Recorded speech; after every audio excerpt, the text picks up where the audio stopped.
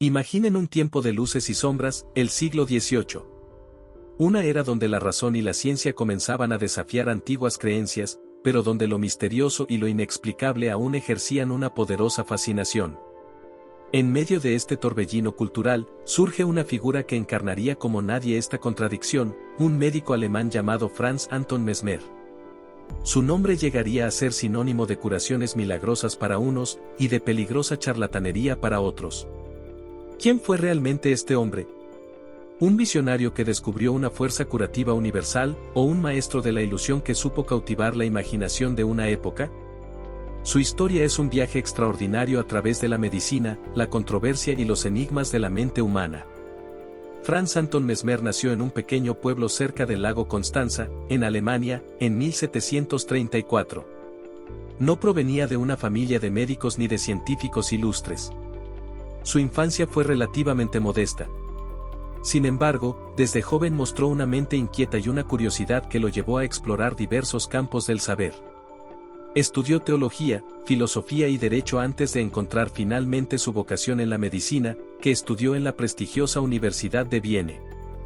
Viena, en ese entonces, era un crisol de ideas, el corazón de un vasto imperio y un centro cultural vibrante. Fue allí donde Mesmer comenzó a forjar las ideas que lo harían famoso. Su tesis doctoral, presentada en 1766, ya apuntaba hacia lo inusual. Se titulaba sobre la influencia de los planetas en el cuerpo humano. En ella, Mesmer proponía la existencia de un fluido sutil y universal, una especie de gravitación animal, que conectaba los cuerpos celestes con los seres vivos. Según él, las mareas de este fluido, influenciadas por los planetas, afectaban la salud humana. Si el flujo se bloqueaba o desequilibraba, aparecía la enfermedad. Ya desde el principio, vemos a un Mesmer interesado en fuerzas invisibles y conexiones universales, ideas que, aunque hoy nos parezcan extrañas, estaban en sintonía con ciertas corrientes filosóficas y científicas de la época que buscaban leyes unificadoras en la naturaleza. Tras doctorarse, Mesmer se estableció como médico en Viena. Se casó con una viuda adinerada, lo que le proporcionó estabilidad económica y acceso a los círculos sociales más elevados de la ciudad. Se convirtió en un mecenas de las artes, y su hogar fue frecuentado por músicos de la talla de Haydn y un joven prodigio llamado Wolfgang Amadeus Mozart, quien incluso estrenaría una de sus óperas en el Teatro del Jardín de Mesmer. Llevaba la vida de un respetable médico de la alta sociedad vienesa. Pero bajo esa fachada, su mente seguía explorando caminos poco convencionales. El punto de inflexión llegó alrededor de 1774, a través de un encuentro con el padre jesuita Maximilian Hell, quien era astrónomo en la corte imperial. El padre Hell había estado experimentando con el uso de imanes para tratar dolencias, aplicando placas imantadas sobre el cuerpo de los pacientes. Le mostró su técnica a Mesmer, quien quedó fascinado. Comenzó a experimentar él mismo, aplicando imanes a sus propios pacientes. Y pronto, empezó a obtener resultados sorprendentes. Pacientes que sufrían de diversos males, desde dolores crónicos hasta convulsiones nerviosas, reportaban mejorías notables tras las sesiones con los imanes de Mesmer.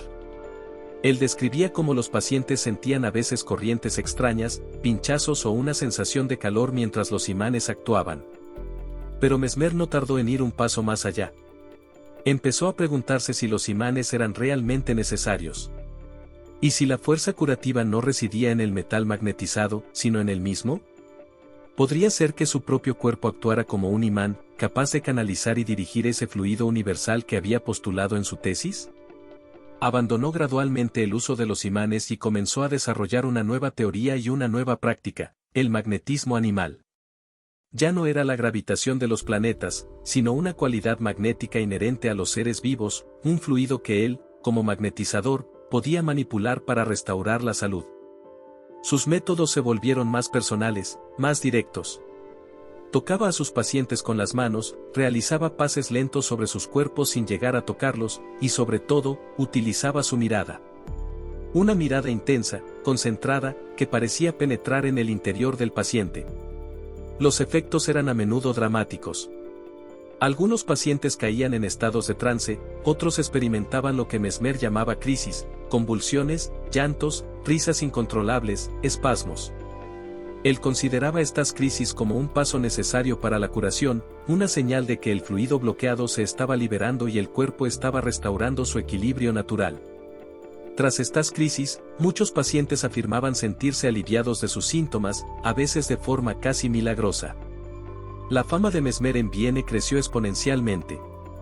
Su consultorio se llenó de pacientes de todas las clases sociales, atraídos por la promesa de curación para males que la medicina tradicional no lograba aliviar. Uno de sus casos más célebres fue el de María Teresia von Paradis, una joven pianista y compositora ciega, ahijada de la emperatriz María Teresa. Mesmer comenzó a tratarla en 1777, y según los informes, la joven empezó a recuperar parcialmente la vista. Podía distinguir colores, formas, incluso leer algunas palabras. El caso causó sensación en Viena. Sin embargo, este éxito también sembró las semillas de la controversia. La familia de Paradis, preocupada por la posibilidad de perder la pensión que recibía la joven por su ceguera si se curaba por completo, y presionada por médicos escépticos que cuestionaban los métodos de Mesmer, retiró abruptamente a la chica de su cuidado. Poco después, la ceguera de María Teresia regresó por completo. Este episodio fue un duro golpe para Mesmer. Sus colegas médicos lo acusaron de fraude, de haber exagerado la curación o de haberla inducido por su gestión.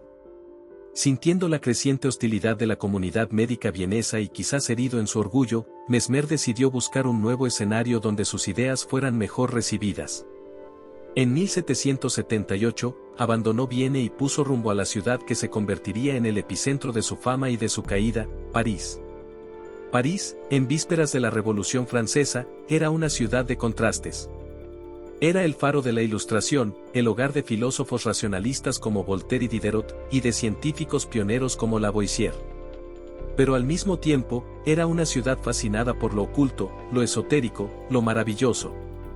Sociedades secretas florecían, y las teorías sobre fuerzas invisibles y poderes ocultos encontraban un público ávido. Era el caldo de cultivo perfecto para una figura como Mesmer. Llegó a París con la reputación precediéndole, tanto la de sus éxitos como la de sus controversias. Alquiló un lujoso apartamento en la Place Vendôme, uno de los lugares más elegantes de la ciudad, y comenzó a ofrecer sus tratamientos.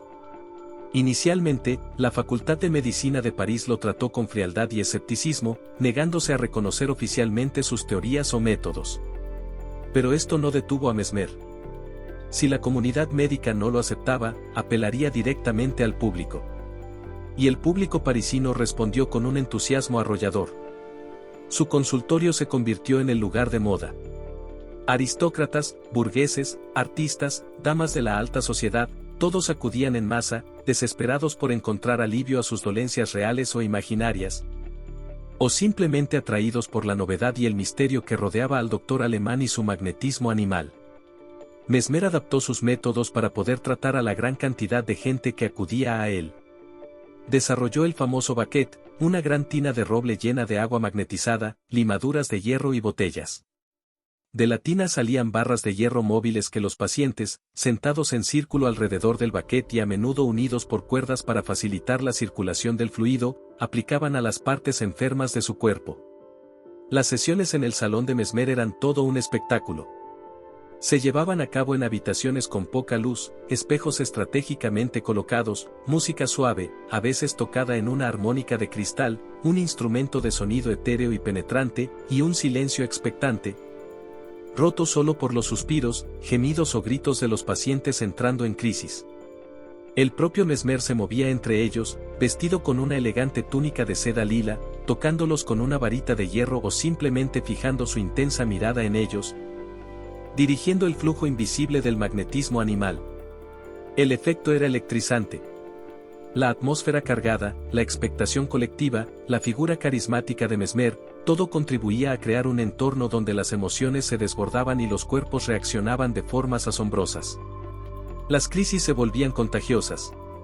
Si un paciente comenzaba a convulsionar o a llorar, era probable que otros a su alrededor siguieran su ejemplo. Para los observadores escépticos, era histeria colectiva orquestada por un hábil manipulador. Para los creyentes, era la prueba irrefutable del poder del fluido magnético liberando las obstrucciones y restaurando la armonía del cuerpo. La fama de Mesmer alcanzó cotas inimaginables. Se convirtió en una de las personas más famosas y discutidas de París. Sus seguidores lo veneraban como un genio, un salvador. Sus detractores lo denunciaban como un peligroso charlatán que se aprovechaba de la credulidad de la gente. Se escribieron panfletos a favor y en contra, se compusieron canciones, incluso se diseñó moda inspirada en el mesmerismo. La mesmermanía estaba en pleno apogeo. Mesmer, disfrutando de su éxito y su creciente riqueza, intentó obtener el reconocimiento oficial y una pensión sustancial del gobierno francés, pero sus demandas fueron rechazadas. Sin embargo, su influencia era innegable. En 1783, sus seguidores fundaron la Sociedad de la Armonía Universal, una organización dedicada a propagar las enseñanzas del maestro y a formar nuevos magnetizadores. La sociedad tuvo un éxito enorme, atrayendo a miembros influyentes y estableciendo sucursales en otras ciudades de Francia y del extranjero. Parecía que Mesmer estaba en la cima del mundo, que su teoría del magnetismo animal estaba destinada a revolucionar la medicina y la comprensión de la naturaleza humana. Pero las mismas fuerzas de la razón y el escepticismo que caracterizaban a la Ilustración parisina ya estaban preparando el golpe que pondría fin a su reinado. La investigación que desenmascararía, o al menos desacreditaría científicamente, el fenómeno del mesmerismo estaba a punto de comenzar, marcando el principio del fin para Franz Anton Mesmer y su misterioso fluido. La caída sería tan espectacular como lo había sido el ascenso. Mientras la mesmermanía arrasaba París y la Sociedad de la Armonía Universal expandía su influencia, la comunidad científica y médica oficial observaba con creciente alarma y escepticismo. Las curaciones espectaculares y las crisis convulsivas que ocurrían en el salón de Mesmer eran difíciles de ignorar, pero la explicación ofrecida, un fluido magnético invisible, chocaba frontalmente con los principios de la física y la fisiología que estaban siendo establecidos por figuras como Lavoisier, el padre de la química moderna. Para la Facultad de Medicina de París, Mesmer seguía siendo un intruso peligroso, un curandero sin base científica cuyas prácticas debían ser detenidas. En 1784, la presión sobre el rey Luis XVI se hizo insostenible. Por un lado, tenía a miembros de su propia corte, incluida la reina María Antonieta, que estaban fascinados por Mesmer y sus métodos. Por otro, tenía a la élite científica y médica exigiendo una investigación formal. El rey optó por la vía científica. Nombró no una, sino dos comisiones reales para investigar el magnetismo animal. La primera comisión estaba compuesta por miembros de la Facultad de Medicina. La segunda, y la más prestigiosa, incluía a miembros de la Academia de Ciencias, y entre sus filas se encontraban algunas de las mentes más brillantes de la época, el químico Antoine Lavoisier, el astrónomo Jean-Sylvain Bailly, el médico Joseph-Ignace Guillotin, sí, el inventor de la guillotina, y, como representante del mundo científico internacional, el mismísimo Benjamin Franklin, entonces embajador de los Estados Unidos en Francia. El encargo era claro, determinar si el magnetismo animal existía como un fluido físico real y si era la causa de los efectos observados en los tratamientos de Mesmer. Mesmer, curiosamente, se negó a cooperar directamente con las comisiones. Quizás sintiendo que su teoría no resistiría un escrutinio científico riguroso, o quizás por orgullo, delegó la tarea de demostrar el magnetismo animal a uno de sus principales discípulos, Charles d'Eslon, quien se aceptó someterse a los experimentos diseñados por los comisionados. Los experimentos que llevaron a cabo, especialmente los de la comisión científica liderada por Bailly, Franklin y Lavoisier, fueron notablemente ingeniosos y representan uno de los primeros usos registrados de ensayos ciegos y controlados en la historia de la medicina. Querían separar los efectos del supuesto fluido magnético de los efectos de la imaginación y la sugestión. En un experimento, una paciente sensible al magnetismo fue llevada ante una serie de 5 tazas. Se le dijo que solo una de ellas contenía agua magnetizada por d'Eslon. La paciente experimentó sensaciones y entró en crisis al beber de una de las tazas, pero resultó ser una taza con agua común. La taza que realmente había sido magnetizada no le produjo ningún efecto. En otro experimento, se magnetizó un árbol en el jardín de Benjamin Franklin. Se llevó a la misma paciente al jardín con los ojos vendados y se le pidió que abrazara varios árboles. Entró en crisis al abrazar un árbol que no había sido magnetizado, mientras que el árbol correcto no le provocó reacción alguna. Realizaron más pruebas. Deslon magnetizó a un paciente a través de una puerta cerrada, sin que el paciente lo supiera. No hubo ningún efecto. Luego, se le dijo al paciente que Deslon lo estaba magnetizando desde detrás de la puerta, aunque no era cierto, y el paciente inmediatamente sintió los efectos y entró en crisis. Los resultados eran consistentes y demoledores. Los efectos atribuidos al magnetismo animal no dependían de la presencia del fluido magnético, sino de la creencia del paciente en su existencia y en el poder del magnetizador. Las crisis, las sensaciones, las curaciones, todo parecía ser producto de la imaginación, la expectación y la sugestión. En agosto de 1784, ambas comisiones publicaron sus informes. La conclusión fue unánime y contundente: no había ninguna evidencia de la existencia de un fluido magnético animal. Los fenómenos observados en las sesiones de mesmerismo se debían enteramente a la imaginación y la imitación, el contagio de las crisis. El informe de la comisión científica, redactado con la lógica implacable de Lavoisier y Bailey, fue particularmente devastador. Afirmaba que el fluido sin existencia es consecuentemente sin utilidad. El mesmerismo, como teoría científica basada en un fluido físico, quedaba completamente desacreditado. El impacto de los informes fue inmediato y profundo. La credibilidad de Mesmer se derrumbó. Aunque muchos de sus seguidores más fieles se negaron a aceptar las conclusiones de las comisiones, argumentando que la ciencia oficial era incapaz de comprender fenómenos tan sutiles, la opinión pública informada y la comunidad médica le dieron la espalda. La mesmermanía comenzó a desvanecerse tan rápido como había surgido. Mesmer, enfrentado al escarnio y al descrédito, abandonó París ese mismo año.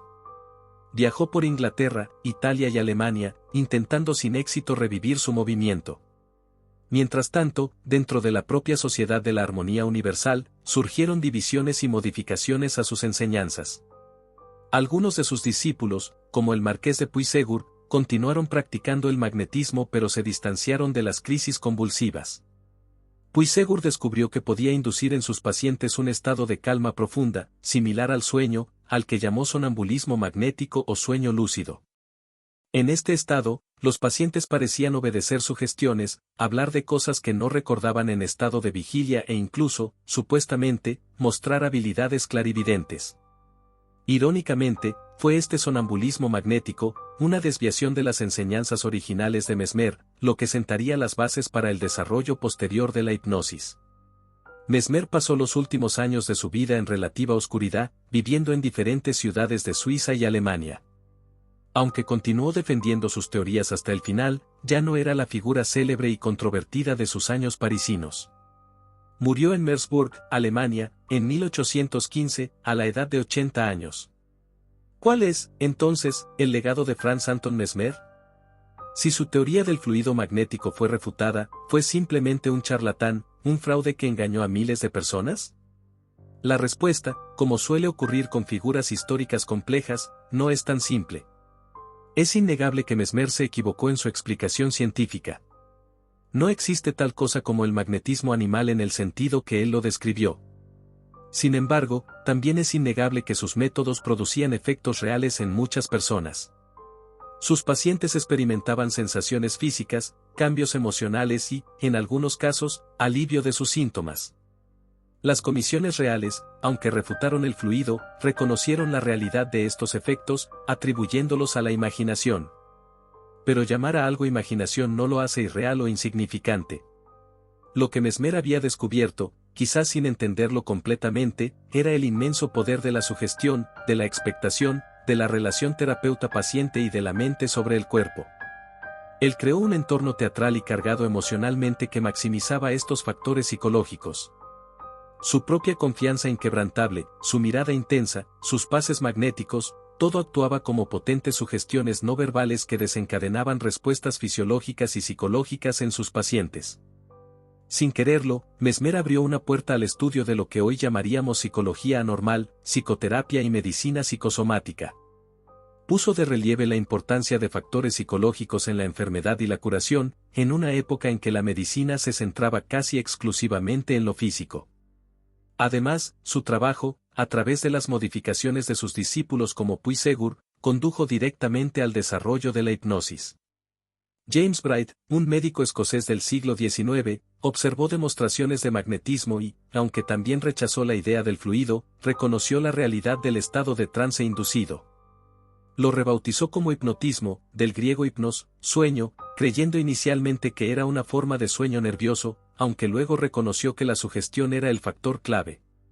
A partir de ahí, la hipnosis comenzó a ser estudiada científicamente y utilizada como herramienta terapéutica por figuras como Charcot, Bernheim y eventualmente, Sigmund Freud, quien la utilizó en sus primeras exploraciones del inconsciente antes de desarrollar el psicoanálisis. Así, Mesmer se encuentra en una posición paradójica en la historia. Fue el fundador de una teoría científicamente errónea, pero sus prácticas, basadas en esa teoría errónea, revelaron fenómenos psicológicos genuinos y cruciales. Fue desacreditado por la ciencia de su tiempo, pero su trabajo sentó las bases para importantes desarrollos posteriores en psicología y psicoterapia.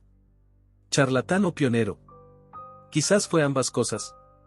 Un hombre con una intuición notable sobre el poder de la mente y la conexión humana, pero limitado por el lenguaje y los conceptos científicos de su época para explicar lo que observaba. Un showman carismático que supo crear un espectáculo convincente, pero que también pareció creer sinceramente en el poder curativo que manejaba. La historia de Franz Anton Mesmer y el mesmerismo nos recuerda que el camino del conocimiento no siempre es lineal. A veces, ideas erróneas pueden conducir a descubrimientos importantes. Nos enseña sobre el poder duradero de la creencia, la sugestión y la interacción humana.